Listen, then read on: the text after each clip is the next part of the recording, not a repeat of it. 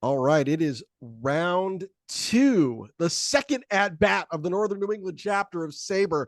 And this time up, we have another very special guest. Wow.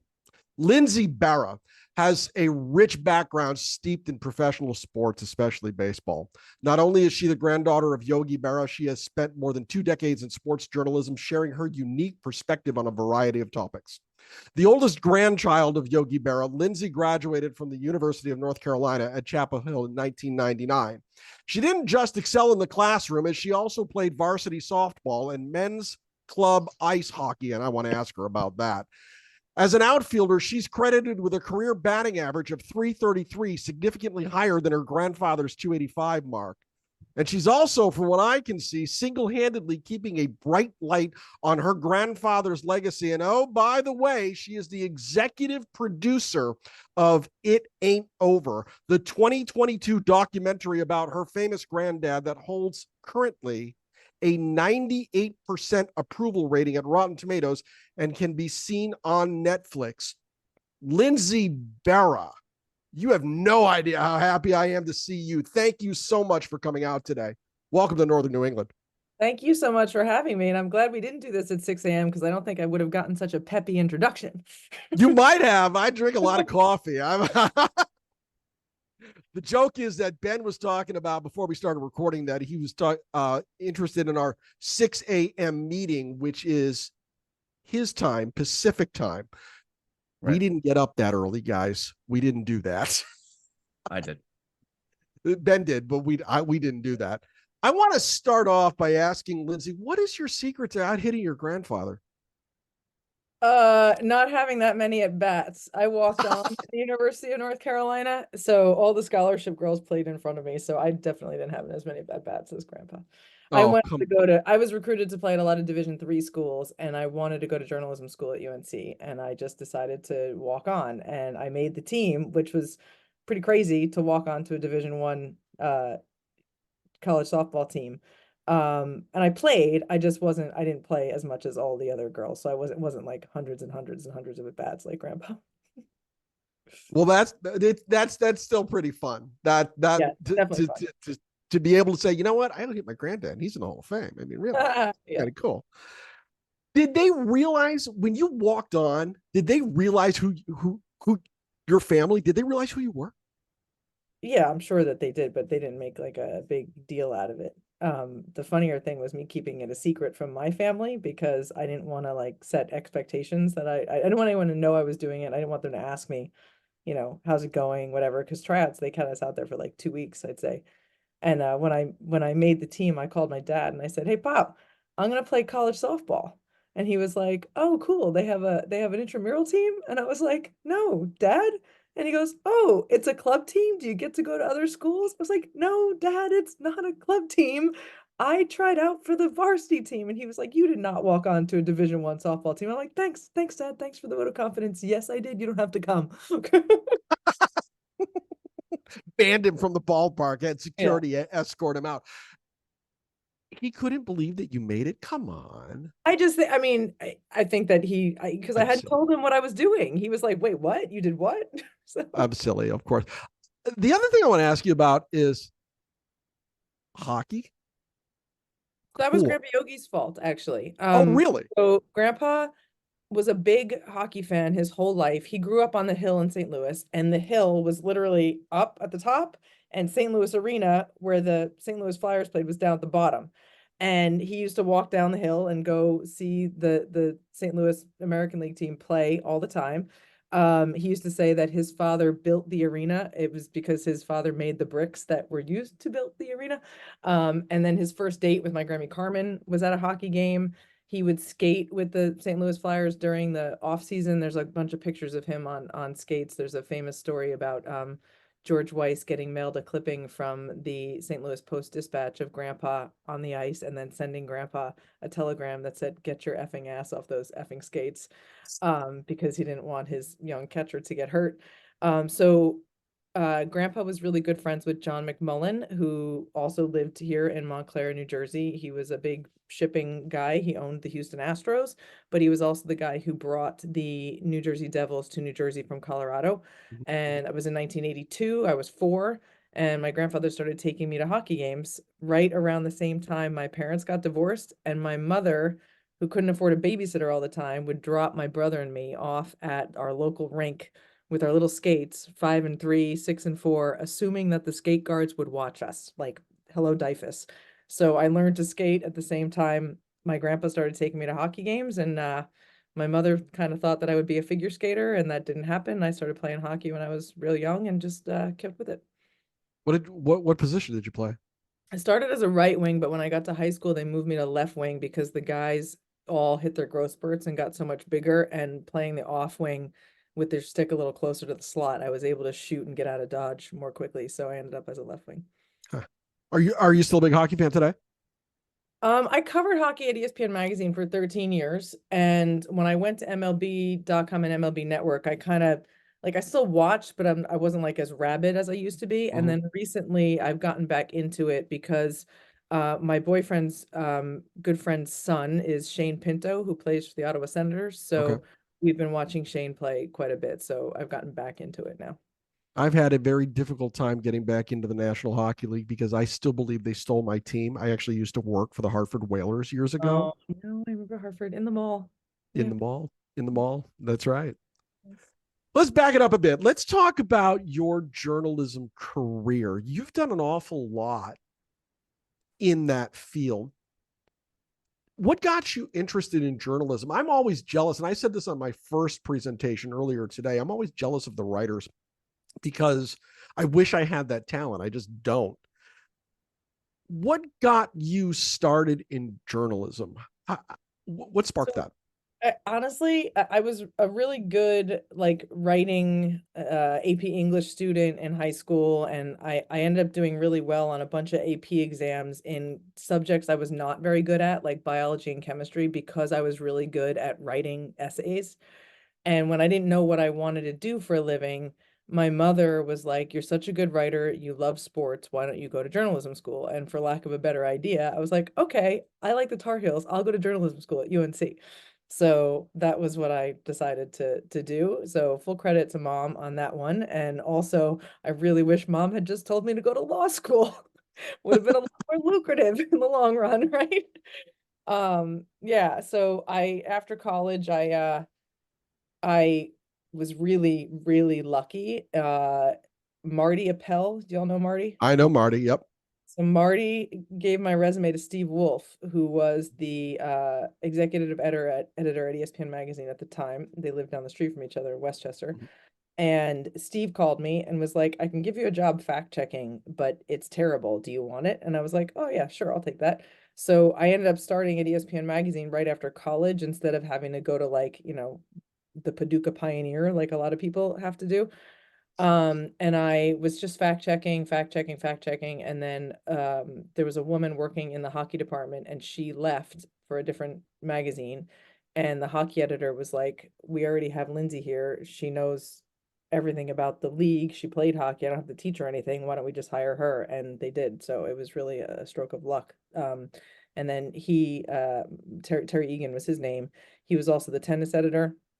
So he said, "If you're going to work for me, you have to also cover tennis." I did not know anything about tennis, Hmm. but quickly learned that that was a great sport to cover because it's always somewhere beautiful and warm and with good food. It's like if you say you don't want to cover tennis, you're an idiot. So if you can get that gig, it might be better than law school. But yeah, so I was doing that. I ended up covering 3 Olympic Games, Torino, Beijing, and Vancouver. Did a lot of hockey, lot of tennis. I stayed away from baseball for probably the first 6 or 7 years because I didn't want people to say, "Oh, she got her job because she was a Berra." Mhm. And I had this habit of introducing myself as Lindsay from ESPN and never saying my last name. And then Interesting. finally, my editor-in-chief was like, "Lindsay, you've forgotten more about baseball than a lot of my other writers will ever know. Could you please go cover this thing for me?" And then I got into covering baseball a little bit more. But I had to like get my chops somewhere else before I felt really comfortable doing it. That seems to be a typical pathway for folks like you. Some you don't necessarily take the straight line right into uh minor league, let alone Major League Baseball. You're covering a lot of other things prior to getting into the field that you really want to cover. But you went from print to MLB.com, excuse me, MLB Network, if I recall correctly. I was working for MLB.com, and Right. basically they knew that when they hired me from ESPN that they were going to kind of get double the bang for their buck because I could do the TV stuff. So my job was like to report features for .com, never game stories or anything, features, and then go on the network and talk about them. So it was like a two-prong job. And I also lived in New Jersey really close to Secaucus, so it made it easy to do that. Yeah, that's it. That was an easy commute for you. There's not Yeah. too many easy commutes in that area, that's for sure. I did Yeah. it for a long time, so I know. But everybody in the crowd, if you have a question or a comment for Lindsay Berra, down the bottom of the screen, there is a reactions button. Please click that, and then you'll click raise hand. Let's get you in line so that you can chat directly with Lindsay Berra. Now, one of the things that I spoke about when we introduced you today was that, in my opinion, correct me if I'm wrong, you seem to be the keeper of the flame when it comes to your grandfather's legacy. How did you wind up getting that mantle, for lack of a better term? You know, so it was interesting. I mentioned my parents split up when I was really young, and Mhm. my grandparents, because both of my parents, my mother was working two jobs, my dad had a full-time job. My grandparents became like a second set of parents to me, and I became very, very close with them. And in the long run, I was lucky enough to have my Grammy Carmen until I was 37 and my Grandpa Yogi until I was 39 years old. And I think a lot of kids don't get that chance. Mhm. And I was always like the annoying thousand question kid. Like I always just asked everybody, like, "Oh, you're from Kansas? Oh my God, do you do this in Kansas?" Like I was always just that curiosity kid, right? It drove my grandmother nuts, but she loved it too. So I would ask them so many questions about, them growing up and where they came from. And by the time I was 37 years old, I had all this stuff in my head, like, oh my God, they would have been such amazing people, even if grandpa was not Yogi Berra. So it just became important to me for people to kind of know their story, and then knowing and watching over the years how much my grandfather touched people just by being who he was. It really is an opportunity to show people that you can be like the best ever at what you did without, I say for a lot, without ever for a moment thinking it was better than anybody else. And that's like it's a good lesson. It's good for kids to see that humility and that dedication and whatnot. And like he had the platform. I always say, God, what would he have done if we had like social media for him when he was alive? Like we really could have gotten him out there. But we had the museum, and I got involved with the museum early on. I was the only family member on the board, and it just became really important to me to make sure that the young kids, the next generation of people, don't forget him, both as a baseball player and as a person. So it's kind of my MO now. That's for sure. You're out there keeping that flame, and I've seen that. I'm sure all of us have seen that here as well. You just mentioned the museum. Talk to me about the creation of the Yogi Berra Museum and the involvement that he had in a LGBTQ charity toward the end of his life. I'm very interested in hearing how both of those came to be. So the museum was opened in 1998. We just had our 25th anniversary Oh my last gosh. year.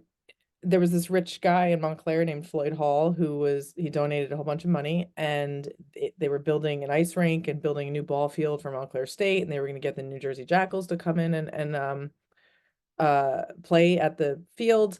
And he was like, well, we should put a Yogi museum there. And grandpa initially was like, don't you have to be dead to have a museum?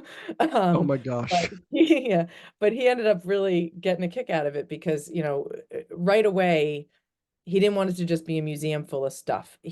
Education was super important to grandpa. He was very self-conscious of the fact that he had only gone to school till the 8th grade. As soon as he got to the big leagues and had enough money to do it, he thank you, Meryl. Yes, the museum is on the campus of Montclair State University. As soon as he had the money to do it, he established a scholarship fund at Columbia that is still in existence today. I have actually no idea how it gets fed with money, but somebody feeds that thing, and it is still in existence. You can get the Yogi Berra scholarship. And he wanted the museum and the learning center. He wanted the learning center to be the really important part of the museum. So we do character education programs for kids on diversity, on inclusion, on um, you know, racism in sports, on immigration, all kinds of stuff like that. And I'm I always hate to say this, but it's really true for us. COVID was a blessing in disguise because it allowed us or forced us to digitize those programs. Mhm. So instead of just having them available for schools in New Jersey who could afford to get buses to the museum, now they're available for schools nationwide. And if anybody wants to do our Negro Leagues capsule or our LGBTQ capsule, which we tied to our recent Billie Jean King exhibit, they can do that. And I think that grandpa would just love to see how the museum is getting out there. The LGBTQ thing, that organization is called Athlete Ally, and it Yes. advocates for LGBTQ rights in sports. And Hudson Taylor, who runs the organization, had approached my grandfather, knowing, his history, not necessarily with LGBTQ people, but like knowing that he would go to the black restaurants in Florida with Elston, so Ellie didn't have to eat by himself during spring training. And he approached my grandparents sometime around 2012 or 2013. And I remember them having the conversation at the like kitchen table, and like my grandfather didn't care about where you came from, who you were. Like he cared if you could hit. Okay, he cared if he had to worry about you on the base pass. And I remember my grandmother just saying, it's 2013, it's about time we all just got with the program. So he came out as a LGBTQ athlete ally ambassador, just advocating for proper treatment of people as humans, and it's very much in character for grandpa. Why am I not surprised that Yogi Berra would come out for equal treatment of all? It's absolutely fitting. I think also, like, he heard the Dago, the WAP, you look like a fire hydrant, you look like an ape, you look like a gorilla, you're too ugly to be a Yankee. Nobody needs to deal with that. Just shush. Right? It's your Granted, it was a different time, but here we're supposed to have evolved. Yeah. Some days I think we have, some days I think we haven't, Lindsay. I correct me if I'm wrong. I worry some days. Once again, ladies and gentlemen, down the bottom of the page, there is a reactions button. Please click that and then click raise hand to get in line to ask questions of Lindsay Berra. We got a couple of, there we go. We got several people who are looking to ask questions. We're going to go right to the first one. You might see on the screen. She has the same last name as me. This is my wife, Molly. Molly, you're up. Oop, unmute. Unmute. There you There go. you go. Sorry, I thought it was. Are you like hiding in a different portion of the house? What's going on? Yes, it's so Yeah, that I so can be we heard have a correctly. Yeah. 100-year-old house, and I am on the first floor, and he's up on the third floor in his office, and he has like a sitting room, dressing room up there. So this way we don't have any audio feedback between the two computers running. Okay, I gotcha. Professional But act. what I wanted to get was your perspective because I share something sort of in common with you. I walked on to my high school football team. And Awesome. I was the Right. first girl in our town to do it, and the coaches didn't quite know how to treat me, and I injured myself in a scrimmage, and the coach picked me up and carried me off the field, and I proceeded to punch him in the chest and told him to go get the cart to carry me off the field on. And I was just wondering if you were treated differently or if you were treated just the same or had to fight to be treated the same. Oh, it definitely had to fight. My coach was actually pretty cool with it. The players on my team were not. They used to shoot pucks at my head in practice. Oh my God. Um, it was not everybody. There was Still. a core group of guys who were very supportive, and then there was a group of guys who were never supportive. Um, Yeah, I had the same experience. I was teased over the fact that my equipment and uniform was always clean and not skanky. yeah, I had people grabbing my ponytail. As I was going up the ice, I had to figure out how to get braids and stick it in the back of my shirt so there was nothing extra to grab. I used to get hit by opposing teams like when I was jumping over the boards to get off the ice. So I'd get Yep. like checked into our bench, like when I was like literally not even in play anymore. My mother left an arena crying one time because we were playing at an away facility, and the parents had made a big sheet that said check the chick, and the whole place was chanting check the chick, and my mother was like, I can't take it, I have to go. But the Wow. parents made the sign, not the children. Like, give me a break, Wow. people. Yeah, so it was a little bit rough Yeah. for a little while, but it worked out okay. Um and then in college, by the time I got to college, most of the guys had already played with a girl at some point in their career, and it was a little better there. Yeah. I didn't make it past like a year and a half because all the guys got so big. Yeah. Because I was a wide receiver and a kicker. Um, but my grandfather, here's a funny story. My grandfather played for Hall, and I was on Hall, but I have a cousin who's exactly 7 weeks older than me who played for the opposing team in town, Connard, and we literally played against each other all the time. And my grandfather couldn't pick a side, so he would sit in the end zone and watch me kick all the field goals. That's funny. My grandpa used to watch, so the arena that was my home high school arena was the same rink where the New Jersey Devils practiced, and grandpa and John McMullen, the owner of the Devils, used to work out, and they would time their workouts so they would come out at be done at like 3:15 when my high school games were starting. So grandpa would stand behind the goal like with his arms crossed, and like opposing players from the other team we would line up for face-offs, and they'd be like, did you see that Yogi Berra is down at the other end? I'd go, where? Like, just like, it was fun. But Love so it. we got to watch a lot of games. Yeah. Yep. That's But cool it's an though. Good for you. experience. That's It's awesome. definitely Yeah, for yeah. sure. And it's, I mean, I was in high school in 1992, 3, 4, 5. Like, there were not, there wasn't as much girls hockey as there is now. If there was men, No. different No. now. Yeah. And I mean, I literally was the first girl in my town to walk onto football. So like I was in the newspaper. It was pretty wild. And just like you, I had a core group of kids that supported me, but then there was the jerks. So one day I got so sick of being teased about having a clean uniform. It was a muddy practice. I literally jumped in a mud puddle and rolled myself around in it. Yeah. When I got home, my dad's like, "What the hell happened to your equipment?" I'm like, "Well, I wanted to show the boys I was one of them." And then your dad's like, well, you can do your own laundry now. Right. Yep. Yep. But my pants came out white and, whatever. I mean, they made me wear, I don't know if they required this of you. They made me wear like I also danced for 20 years. So I had like those almost like a unitard. It was like the built-in shorts with the top all Yeah. connected. And because I was the first girl in town, they didn't want to risk them seeing like if my pads got ripped off, Oh seeing God. anything. So I had to wear a unitard under all my pads, Oh, like good under Lord. everything. I wore bike shorts and a sports bra under all my stuff, but I had to change in a different locker room and all that kind of stuff. Yeah. Dude, my pads wouldn't fit in my locker. Hmm. I had to bang on the boys' door, announce my presence, and then I was allowed to go in to get my upper pads because half of my gear wouldn't fit in the girls' locker room. Crazy. Did It's we fun though. lose Good for you Lindsay? though. No, no, no. I'm here. I'm here. You got me? Oh, Nope. Everybody's here. Everybody's here. okay. Let's move on to Well, Andy Heckroth. Andy's been patiently waiting to get in here. Andy, where are you, buddy? I'm right. I'm right here. Hi, Attaboy. Hi, Lindsay. Hi, Andy. How are you? Doing pretty well. I had a quick question about Yogi since he grew up at the Hill in St. Louis, and I'm a pretty big St. Louis fan. St. Louis fan with the Blues and the Cardinals. Did Yogi ever mention anything about when he was growing up, maybe someday playing for the Cardinals since he was from the area? Oh, yes. So you've got to go check out Grandpa's documentary. We go into this a good bit. So his dream was to play for the Cardinals. His favorite player was Ducky Medwick growing up, and he would deliver Ducky's newspapers, and Ducky was always really nice to him, so that made him like him more.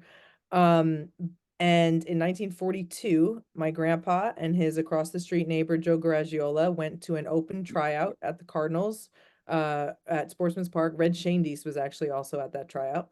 Okay. And Branch Rickey, general manager at the time, offers Joe Garagiola $500 to sign for the Cardinals, and he only offers my grandfather $250, tells him that he's not good enough to be a big league ball player. He'll only ever be a minor league player. But Branch Rickey saw how good Grandpa was and knew he was leaving to go to the Brooklyn Dodgers. So he didn't want Grandpa to sign with the Cardinals. He wanted to wait and sign him when he got to Brooklyn. So Grandpa's devastated. You know, Branch knew he was never going to sign for half the money that his buddy Joe got to sign. So Joe signs with the Cardinals and Grandpa goes home with his tail between his legs. And in the interim, one of the guys who coached Grandpa's American Legion team was friends with a Yankees scout, and George Weiss from the Yankees came in and offered him his $500, and he took it and ended up with the Yankees. But I think, you know, Grandpa was devastated when he didn't get to play for the Cardinals. And it's crazy if you think about if he had been on the same team with Stan Musial, like what that would have looked like. Oh Maybe yeah. maybe the Cardinals would have won 10 World Series in a row. But yes, he definitely did want to be a Cardinal. He stayed a St. Louis sports fan his whole life. You know, he watched Cardinals games, he watched Rams games. He was really obsessed with the University of St. Louis Billiken basketball team. Pelicans. Time, watch the Billikens, check the box scores. But yeah, stayed very connected to St. Louis. Very cool. That was always something I was always curious about. And my apologies, I hadn't seen the documentary nor read up on the details of what had happened, how he went from the Hill in St. Louis to New York. But thank you very much. You're welcome. Let's talk about that documentary for a minute. You were the executive producer on the film. What was that experience like? How did that come together for you and your family? I don't recommend anyone make an independent film with a 14-month pandemic in the middle. Just not a good idea. Put that in your back pocket just in case you ever have to fall back on that information. Write it down. Say no. Okay. So, if you've seen the documentary, it opens with me being rather indignant after my grandfather was left off the list of the greatest living baseball players at the 2015 All-Star Game. And they brought out Willie Mays, Hank Aaron, Johnny Bench, Sandy Koufax. And I was actually sitting next to my grandfather watching the game, and I was like, what the hell, right? So everybody assumes that that was where we got the idea for the documentary, but that was 2015. Grandpa was still alive. I was still working in MLB. So I'd never made a movie before, so it was not on my radar to think about making a movie. In the summer of 2018, our producer, Peter Sobolov, who was the guy who organized and raised all the money to make the film, was, in his words, dragged by his wife to go see the Mr. Rogers documentary. He didn't want to go see it, and he ended up loving the film. And a few days later, he played at my grandfather's museum golf outing, and he saw my dad and uncles, and he said, "How come there's no Mr. Rogers documentary, but about your dad?" And the three of them were like, "We don't know. No one's ever made one." And Peter said, "Well, can I?" So he had previously produced a film that was directed by Sean Mullen, our brilliant director. And when my dad and uncles were introduced to Sean, they loved him right away. Sean was he played rugby at West Point, so he's a military veteran and an athlete, just like my grandpa. He's a big teddy bear of a human being. So my dad and uncles were like, go for it. Like, start doing the research, see what you think, see if you can make something out of the movie. And initially, Sean was not sold on the idea because he thought Grandpa's life looked a little bit too perfect, because you need tension to drive a good narrative. And he did some research and realized that Grandpa had really been kind of overlooked his entire life.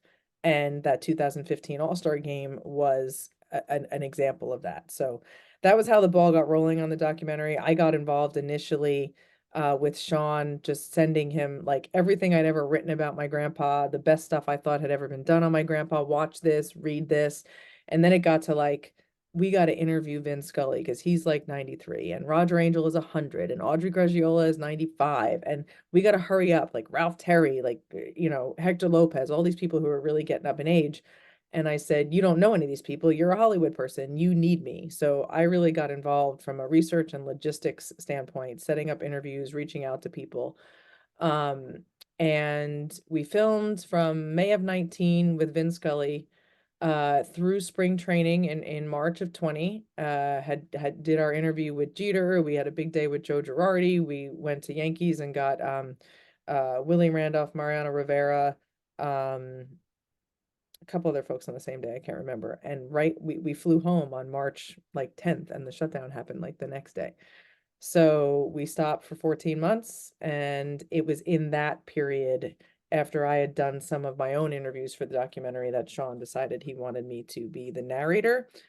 And I was very reluctant. I'm still not convinced it was the best idea. I thought we were going to use Bob Costas or Billy Crystal or some other person who knows how to do voiceovers. But Sean was insistent, and I had the whole of COVID to, figure out how to use the podcast microphone and do that stuff from home, because that was how we had to do it, because we couldn't go to studios. And that was kind of it. The rest is history. I would offer that you were the perfect choice to voice over the film, simply because, like I said, from what I see, you are the caretaker of the flame. Everybody can go grab Costas or Billy Crystal, whoever it might be, the usual guys or whatever, to voice over your baseball film. By bringing you to the microphone, it just adds so much more to that familial connection. Yeah, and I agree. It definitely like pulls at your heartstrings, but there were some of the critics who were like, "Oh my God, this is so not objective." And Sean was like, "Well, that was kind of the point." So- Exactly. You took the word right out of my mouth. Yeah. Now, the familial connection. I want to go back to your connection with your grandparents, and this is probably a cliche question. What are some of your favorite stories about Grandpa Yogi, his wife, his career, whatever it might be? What are some of the favorite things you like to tell or hear? My favorite things are like normal grandparent memories, like making meatballs. He made these little meatballs before all the holidays, and we would all get to go over and roll the little tiny meatballs with them, or decorating the Christmas tree, or playing wiffle ball in the front yard, that kind of stuff. By the time I was old enough to actually wrap my brain around the fact that Grandpa Yogi was this famous guy, Yogi Berra, he'd already been Grandpa Yogi for so long that I say often the two don't really shake hands and meet in my mind, even though obviously I intellectually know that Grandpa Yogi and Yogi Berra are the same person. And it's kind of split. Like in my head, the baseball stories are on one side, and then the personal stories are kind of on the other side. Please share my hot dog story. So when I was a kid, I was the only one of the grandkids who's old enough to remember going to Yankee Stadium before Grandpa got fired in '85. I was 6 when he was fired, yeah, 6. And I did not eat hot dogs when I was a kid. I just thought they were disgusting. And my grandmother, who grew up on a farm in southwestern Missouri, she would make these big picnic baskets full of fried chicken and bring them to the ballpark in a big picnic bag. Like you were allowed to bring food into the park back then. And I used to sit on the old tan concrete dugout wall at Yankee Stadium with my little glove on my left hand, because Grandpa wouldn't let me sit there unless I had a glove, because he didn't want me to get killed by a foul ball. And I'd have the glove on one hand and a chicken leg in the other and sit there and watch the baseball games. That's my hot dog story. I did end up eating hot dogs a little bit later on, but it was only if Grandpa made them and burnt them to a crisp, which was the only way he knew how to make hot dogs. So he'd put them on the barbecue and forget about them, and then they would be like black, and you'd have to like crack the outside off to get to the hot dog. Well, my question about your grandfather's culinary expertise, do you have the meatball recipe? So there really wasn't a meatball recipe. Oh. My grandmother was not Italian, and my grandfather's mother taught her a lot. But I mean, she was just very much about just like throwing crap in a bowl. Like, she would go get the veal, beef, pork, like meatball mix, right? But it was like, standard garlic and Parmesan cheese and breadcrumbs and whatnot. But sometimes she would, I really liked when she did this. Sometimes she would put like mushrooms in the traditional red sauce, like, I don't know, just to make it heartier. And I always really liked that too. So now we make them, and depending on who, like if my Aunt Betsy makes them or my cousin Gretchen or whatever, they're always like a tiny little bit different, but it's still like little meatballs in the spirit of Grammy and Grandpa. That's awesome. Let's go to Ken Edwards. Ken, I asked you to unmute. You have a question for Lindsay Berra. You're up. Hi, Lindsay. Hi, Pleasure to Ken. see you. Could you tell us the story around the Presidential Medal of Freedom that President Obama awarded to your grandfather, and what relationship did he have with President Obama before or after, and what relationship do you have with President Obama today?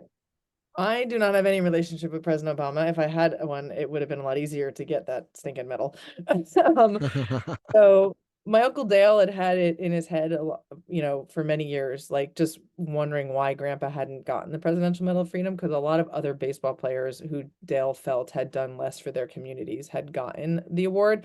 It has nothing to do with military service. People often confuse it with other medals. So it's about what you give back to your community. And with the museum and all the other stuff Grandpa had done, Dale felt Grandpa was deserving. So we decided to start this petition on his 90th birthday. We had to get 100,000 signatures on a whitehouse.gov petition within 30 days. And I very naively thought that that would be easy. In my head, I was like, oh, Yankee Stadium seats 56,000 people. So it's like not even 2 full Yankee stadiums who have to sign it. It was totally impossible, like to get people to actually log onto the internet and sign this ridiculous thing. And it really came down to the wire. Like I was going on every radio, TV show, anyone who would have me, like begging people, can I please come on and talk about this? Or can you take this and read it? And so people will know to go sign this thing. And the day of his golf outing, which was the 30th day, we had like 64,000 signatures, 36,000 short. Michael Kay came and did his show from the golf course and got a bunch of other people to sign it. But when we went home that night, we were still short like 15,000. And we just started this like crazy Twitter onslaught and got Yogi Medal trending and ended up getting enough signatures. But Obama was supposed to respond within 30 days and he did not. And we actually had Grandpa had met him a couple of times, but didn't really have a relationship with him. We had one of our board members at the time had been a pollster for Obama. So we had him reaching out and they just didn't respond. So Grandpa knew he had the signatures in June of 15. Grandpa passed away in September of 15. And the White House notified us that he'd be getting the medal in October of 15. So he never knew that he was going to get it. We ended up getting it the day before Thanksgiving in 2015. I had a hard time with that for a while. It makes me a little teary still. I felt like I fell short for, it just didn't sit well. And then I just kind of took a step back and realized that Grandpa was not the human being he was because we thought it would get him a medal. So it's nice to have the thing in the museum and show the kids, like, it's I call it an exclamation point at the end of his already exemplary life. It was crazy though. Like I say, it was like the hardest race I've ever run that I didn't know would be a race. But I'm very happy to have it. Thank you for sharing that. It's extraordinary. Glenn Vassy, you're up. Hello, Lindsay, and thank you so much for being with us. It's a delight. I'm a big fan of yours as well as your dad's, your dad's, excuse me. And I wanted to just point out a couple things. One is that, yes, the documentary is something that everybody here should see, very definitely. My wife, who is not a baseball fan, has really, really enjoyed watching it and brings it up in conversations with other people saying they should watch it as well. And I got an insight today into what the connection is between my wife and you, is that she had her parents divorced when she was 11, and her grandparents became very essential as the rock that was the stability in the family. And when you were talking about that experience of your own with Grandpa Yogi and Grandma Carmen, it occurred to me that must have been one of the things that you really, really looked to in your life to help to form you in terms of your principles and your guiding 100%. light. And I also liked the story of the Mr. Rogers documentary inspiring the Yogi documentary, because, I mean, let's face it, very few people in the history of any area, take baseball for instance, can you say are universally loved, and Yogi is clearly that. And Mr. Rogers has that kind of a reaction to people as well. And it's because of their willingness to accept, to be broad-minded and think about diversity, that it makes it easy for everyone, no matter what idiosyncrasies they may have themselves, to feel welcomed. Yes. And that's just a wonderful thing. So thank you again for being with us. Thank you. Thank you so much for having me. Thank you for watching, and 100% agree. You know, my grandparents were such a, I was so lucky to have them, and that they're, you know, I still talk to them like out loud. All that sometimes my boyfriend walks into the kitchen, "Who are you talking to?" I was like, "Oh, I was just asking Grammy how long to cook these pork chops. Don't mind me." Okay. Good for you. Yeah. That's right. I still talk to my father out loud at times. He's been gone for decades. So yes, there's nothing wrong with that. And if he says there is, you shake your finger at him and tell him there's not. Or he's just gonna have bad pork chops. Or he's just gonna have bad pork chops. There you go. Rod Nelson, you are up, my friend. How are we doing today? Well, you sort of stole my thunder when I wanted to ask about the transition, how she got involved with the documentary, with a Rolodex that must be unbelievable, with all the sports connections, both baseball and hockey, but also all the media connections coming up through the ranks. I'm wondering how it was that you became so I mean, you seem to have taken to that project like you had done it a million times, but I'm sure there was a lot about it that was a completely new experience. So how did you make those connections, and what all did you learn that you never knew was in your bag of tricks? So it's funny, doing the research for the documentary was not dissimilar from doing like the research for a big ESPN magazine story, and I knew a lot of the stuff already. We just had to figure out how to put it together. But honestly, Sean Mullen, our director, was fantastic. Julian Robinson, our editor, was amazing. I'm sorry, Sean's the director. Those folks know how to make movies, right? So when it comes to like the logistics of editing and putting scenes together and all that kind of stuff, they did all of that really hard stuff. You know, I help them, you know, as like a producer, set up interviews and get us a place to eat after we interviewed Audrey Garagiola and like that kind of stuff. And then when I started doing the interviews, he pulled some of my narration from interviews that I had already done, but then we had to write voiceover for the filler parts. And Sean and I, it was really nice. You know, the director is in charge of the movie, and I didn't want to step on Sean's toes. So like Sean took a crack at some of it, and then I would take a crack at it, and then he would come back to me and say like, "All right, here it is." And I would read it and I'd be like, "Yeah, I would never say that. It's going to sound weird coming out of my mouth. Can we say it this way?"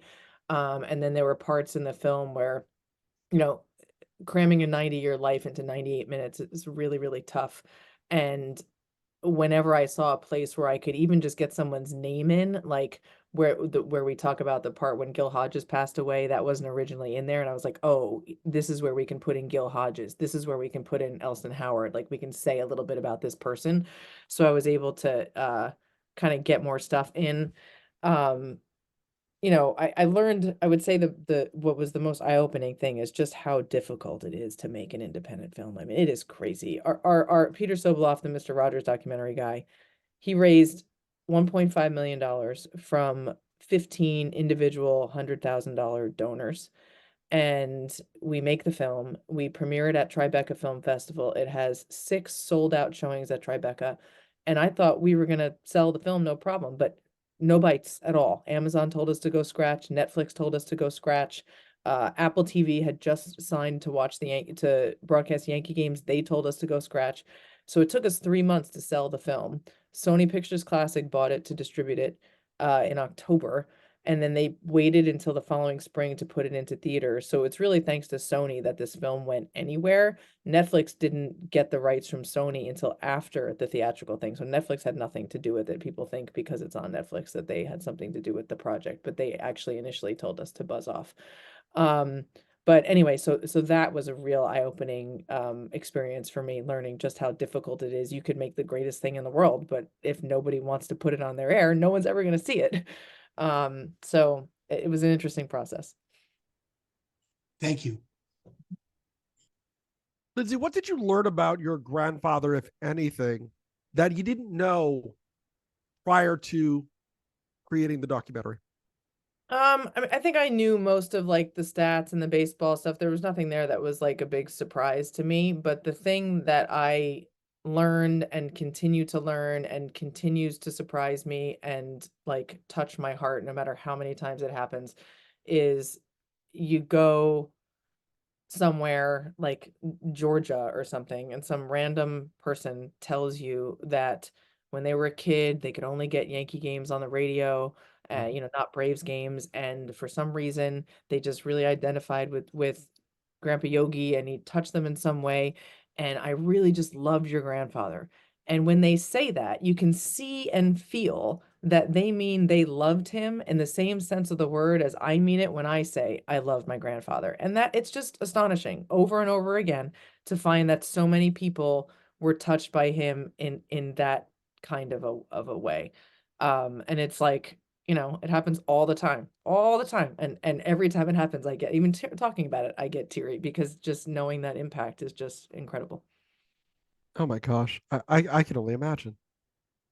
And it's also the other thing that's astonishing about it is looking at their relationship, my grandmother and my grandfather, and they were so good together. Last January 26th would have been their 75th wedding anniversary. It couldn't have been easy, might not have been easy for a different person, for my grandmother to share him with a world of people who actually loved him. Like, it's just why. And she was always just like, it was so cool to watch that relationship. Grandpa said we have a good time together even when we're not together, and it was 100% true. You could see that when Grandpa, it didn't matter if how long they were apart or how far apart they were, that relationship was just rock steady. Oh my God, that was a beautiful line. We always have a good time together. We have a even good when we're time not. together even when we're not together. Oh my God, that's beautiful. Yeah. I love it. I put it Let's on talk whenever to- anybody gets married. I always say, remember, have a good time together even when you're not together. That's perfect. Yeah. That's perfect. Let's throw it to Ben Abel. Ben, how you doing, buddy? Good. I had dropped a link in the chat, Lindsay. I just read this book. I don't know if you can see it.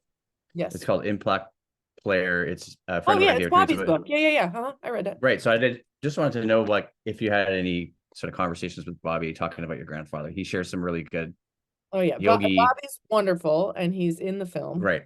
Right. And it's been really cool for me growing up in this like extended Yankees family. Yeah, no kidding. No kidding.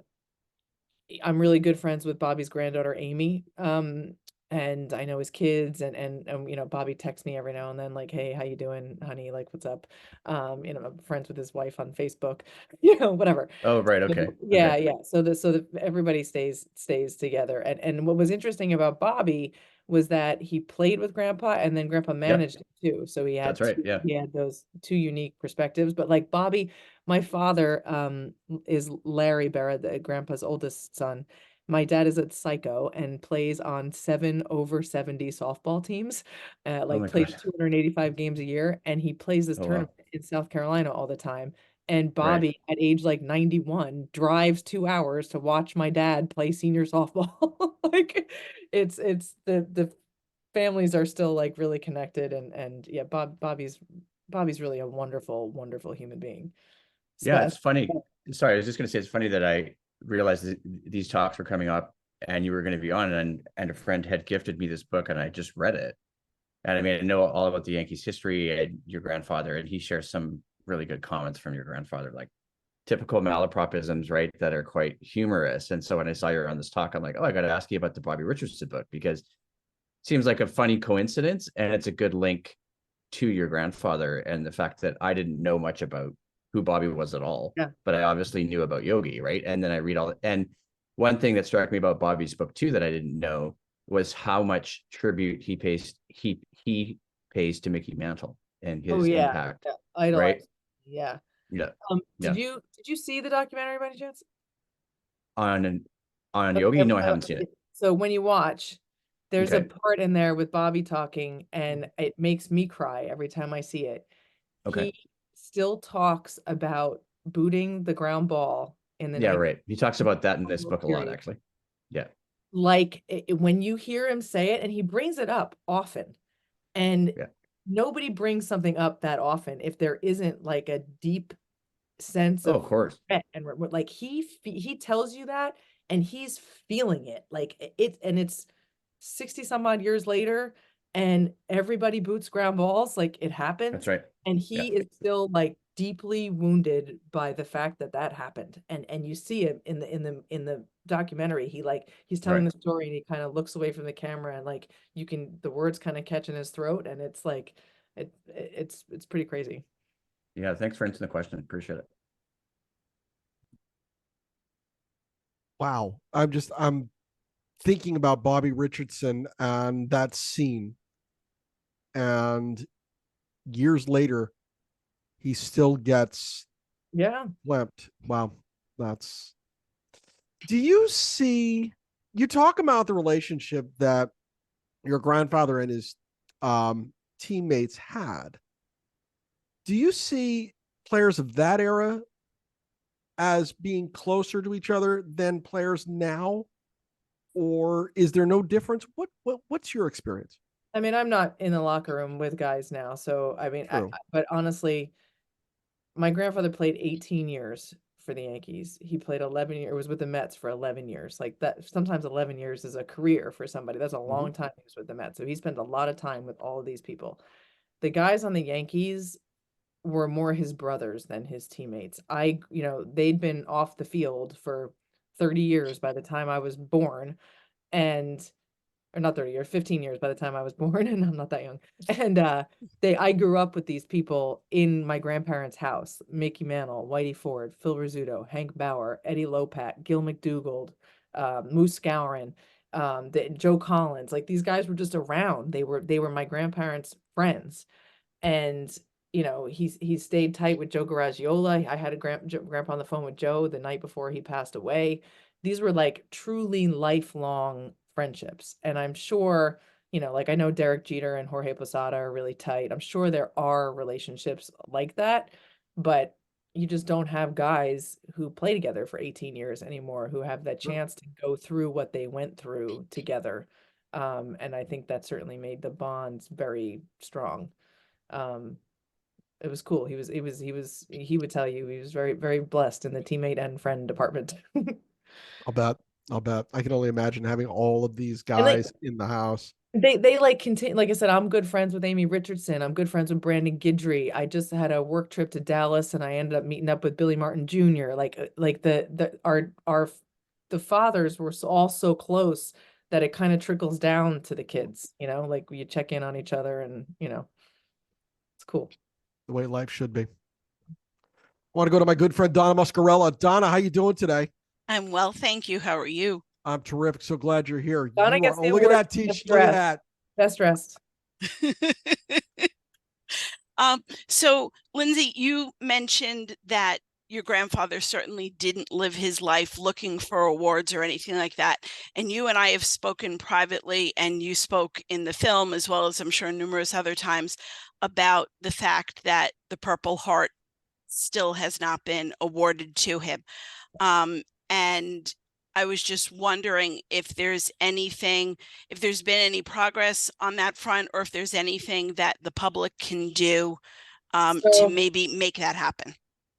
I have been trying now for a solid 15 years to get this Purple Heart, and it is not going to happen. It's not. So after many, many, many, many, many years and talking to every archive person everywhere, the upshot of this story is that the 1973 archive fire in St. Louis happened on the 6th floor of the archive building, which doesn't traditionally hold US Navy records, but there was a vault on that floor that had the medical records, discharge papers of all famous people.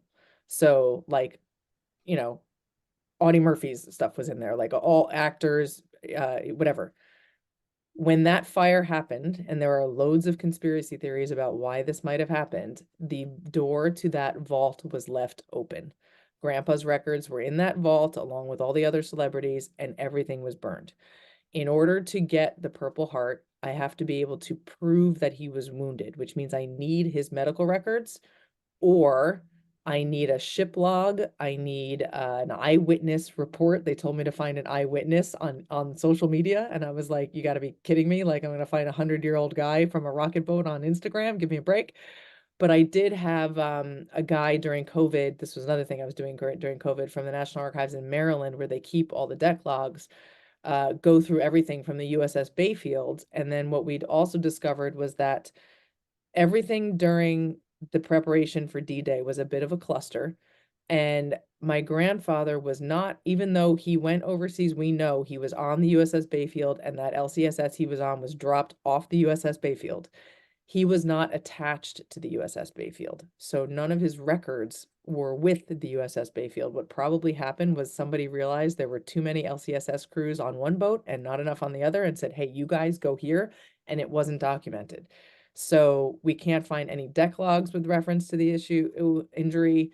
I'd had the Yankees check his medical records to see if they had documented it, because a piece of shrapnel through the hand is significant for a baseball player, but they didn't have it. And at the end of the day, if I can't prove that he was wounded, I can't get the medal. And I've had 2 US Secretaries of the Navy intervene on my bet. They will not give it to you if you can't prove it. So a very nice man at the archives in St. Louis did send me 3 other medals, like I forget, like the European theater medal, a bunch of other like World War II things that he would have qualified for. And then that ruptured duck lapel pin that is pretty famous. So we now have those medals for the museum, but the Purple Heart is not going to happen unless somebody can mysteriously find one of the 6 other gentlemen who was on that rocket boat with Grandpa in 1944.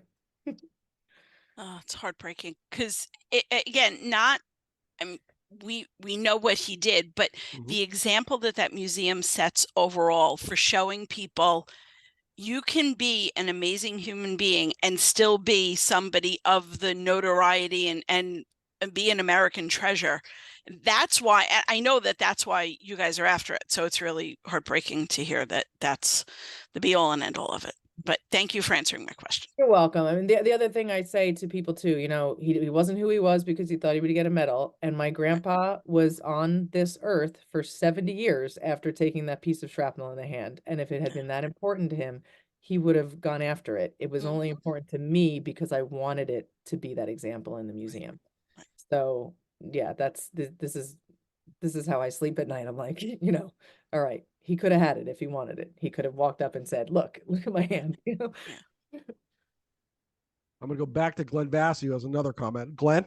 I just wanted to say that I wanted to second the fact that, yes, you were the perfect choice to narrate the documentary. I felt that gave it a sense of person and personality that it would have otherwise lacked with any generic, no matter how skilled, voiceover artist. And the second thing is, the one thing I missed in the documentary was a phrase from the gentleman over here when Casey said, I was hoping somebody would mention that Casey said once when he was asked about his success with the Yankees that I owe my success to the fact that I never went into battle without my guy, or something to that effect. I never played a game without my man. Never played a game without my man. And, you know, that people would think, oh, DiMaggio, Mantle? No, he was talking about Yogi. Yeah. And I think that's the thing to remember, that a genius like Casey knew who the most important person on the field was in any game. Yeah, and most of those other, you know, Mantle and Whitey, like they all would give credit to Grandpa. Like if they're, who do you want to go to war with? Who's the guy who's out there all the time calling the shots? You know, they knew. And you know, I think that Grandpa, you know, he didn't help his own case by being as laid back as he was.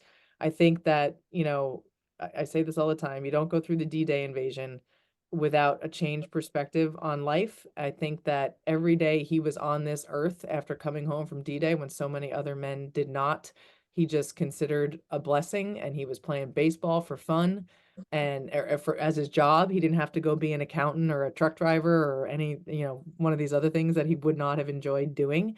And he didn't care much about who was getting credit for winning. He just had so much fun doing it, and every day he got to walk out onto the baseball field was a good day, and it just wasn't what was important to him, you know? Lloyd Lapp, I believe you had a question or a comment. You there? I had some comments and then the question. Go. Comments are, I'm a proud 82-year-old, born in the Bronx, lifetime Yankee. So, Lindsay, I can recall being in kindergarten in the first grade in the late 40s when Yogi Berra was a joke. And he is the classic case, in retrospect, of somebody who it's not where you start, it's where you finish. And Apple News keeps track of this top 100 all-time Yankees, and they're closing it out this week. And your grandfather is number 6. Yep. In front of him is his idol, DiMaggio. That leaves the other 4 in no special order, because I don't know the order yet, of being Ruth, Gehrig, Mantle, and Jeter. So what a life. And I'm glad I lived long enough to see all these dumb idiot jokes become what they are. Not where you are, not where you start, it's where you finish. And there's a great Tim Russet interview. You're familiar with that. Yeah, Everybody it's should in know. the documentary too, but you can actually find, we have clips of it in the documentary, but you can actually find the whole thing on the internet somewhere, and it is pretty Yeah, fantastic. if you go on videotape and just type in Tim Russet, Russet, who used to host the Meet the Press, Mhm. Yogi Berra, Whitey Ford, and as a surprise, as Lindsay knows, Rizzuto shows up. It's 45 minutes of spontaneous insight and humor, and the old argument about Jackie was safe, he was out, and That so part forth. is especially hilarious. It's very funny. So thank you very much. And one final thing in that same full piece, because this came up earlier about the current guys and the past guys, Yogi made the astute observation when he started out, the guys traveled by train, they played cards, they ate together, as opposed to planes where you look over your shoulder and you don't interact. The human interaction gets lost. Mhm. So what an honor, and thank you for keeping the flame alive. Thank you so much, Floyd. You're welcome. Last one for today is my wife, Molly. You're up. Lindsay, I just had a quick question. My grandpa was also in World War II and at Normandy. He didn't actually get off a ship. He was in the Navy. But do you happen to know the names of the other 6 men your grandfather was with? So I have a training log with their names, with names of people he did training with, but we do not know if those were the same guys he was on the LCS with. Have you tried reaching out through I have. ancestry.com? Yeah, and the unfortunate part of it is that their names are like John Sullivan, like gosh. Jim Smith. It's actually kind of a joke how common the names are. Okay. So I did try. And they don't give you hometowns or anything for the training Nothing, log? not a thing. And if there wasn't, they don't. If there had been a personnel number, it would have been very easy, but Okay. there was not. Okay. I just thought I would ask. Yep. I mean, I keep talking about it, so maybe someday somebody tells me that, you know, they heard me talk about it somewhere, and their great grandfather was on the boat. But I think honestly that would be like hearsay anyway, and then it wouldn't matter for the Navy. I would still love to talk to the person, but I don't think it would help get the medal. They're very stickler with this thing. Yeah. My grandpa didn't go ashore because he was put below decks in the galley making peanut butter and jelly sandwiches for the troops. Also very important. You Yes. gotta eat. Yeah. Spot Well, thank on. you for coming with us. Thank you guys so much for having me. We really appreciate you coming out today to do this for us, Lindsay. But what's next for Lindsay Berra? What's next for you? Oh God, no more movies. So my day job, I got laid off by MLB in 2018 and was not able to get another job in journalism. I tried to no end and just had no luck. So I have been working for 4 years with the pitching coach Tom House. Oh, yes. So Tom has he has Parkinson's disease, and he didn't want all of his data to be lost to history. He has been doing biomechanical analyses of pitchers since the late 1970s, and there are still big league teams that don't do motion capture analysis. So he had VHS tapes and like just all this data of Nolan Ryan and Greg Maddux and Randy Johnson and all these amazing pitchers. And then Tom Brady, Drew Brees, he was their throwing coach for years and years. So he had all of his data digitized, and they made an AI-driven pitching biomechanics app where you can take a 2D video of your kid or whoever throwing, and it overlays Tom's 40 years of data and spits out an 11 variable biomechanics report. Now, a lot of places do that, but when you give a parent a report that says your son has 37 degrees of internal elbow rotation, it means nothing to them. So you need to put context. So what the app does is the variables that the kids don't do well on, it gives them a coaching plan specified to them to help them improve. So I've been working with the app, doing content for them, writing blogs, and we're actually moving into golf. Tom was on the founding board of the Titleist Performance Institute as well. So I'm actually flying out to Pebble Beach tomorrow morning because we have an event there tomorrow night. And I've been doing that with Tom, and then just doing some like brand content writing on the side to try to pay the bills. Because the movie, like I said, like it was 5 years, and I spent the last 2 years traveling and promoting and not being able to work a lot, and I didn't make a dime for any of the stuff on the movie. Happy to do it, but it wasn't paying the electric bill. So now I gotta hop to it and start making some dollars. So anyway. Rod, what does Lindsay say? Safer out. Lindsay takes the high road all the time and says it doesn't matter whether Jackie was safe or out. What was important is that Jackie was in the big leagues, in baseball, setting an example for all those to follow. So there's my high road answer to that question. And that is exactly how I expected you to answer this. Lindsay Berra, you are a treat. You are a treasure. Thank you so much for coming out to Northern New England today to meet with us and tell us about your grandfather and your life and being the keeper of the flame of the Berra family. You are extraordinary. Thanks a lot. I really appreciate you. Thank you so much. And if you guys ever want to come down and visit Grandpa's museum, reach out. I'm super easy to find on Twitter and Instagram and everything. It's just at my name. So if you ever want to come visit, let me know. There you go. We'll be back at 4:00 with Andy Tutkin, who's going to be talking about the murals of McCoy Stadium in Pawtucket, Rhode Island, and Monday night with the chief potassium enthusiast of the Savannah Bananas, Matt Grafer, is going to be with us as well. But for now, Lindsay Berra, thanks again. We'll see you later. Thanks, guys. Everyone have a good weekend. Thank you.